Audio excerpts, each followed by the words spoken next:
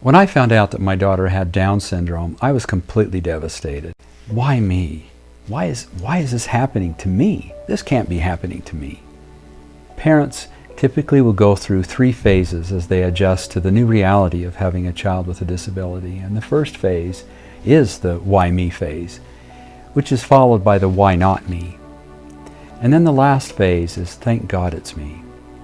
It is such a powerful transition to go from the why me to the thank God it's me, because that's when parents realize the wonderful blessings it is to have a child with a disability.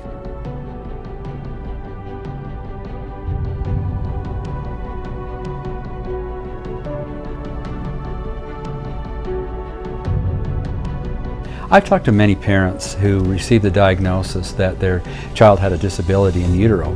They'd gone in to find out the sex of the baby, and the technician would be fairly chatty at the start, then would go quiet, leave the room, and then the doctor then come in and verify the results. I suspect that your baby has whatever the condition is.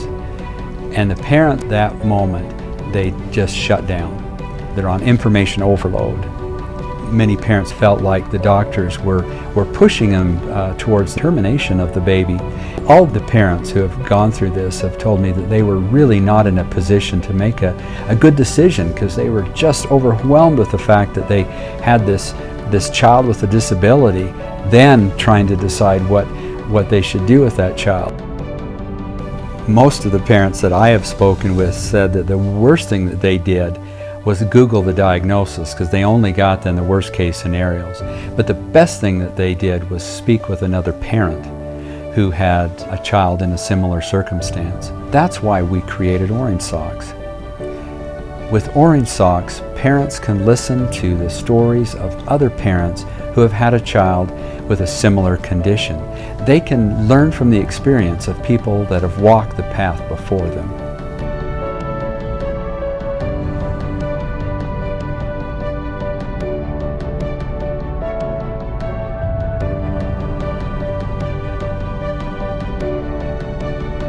I have spoken with hundreds of parents, many of whom have children with complex medical needs.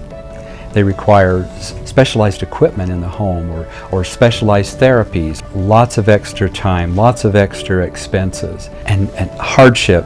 But the interesting thing is all of them, when I've asked the question if it was worth it despite all the hard things, all of them have said absolutely. Especially those who have children that are medically fragile. They may lose those children tomorrow. Maybe they'll lose them in 20 years. But rather than worrying about a future they can't control, they just worry about today. And let's make the most out of today.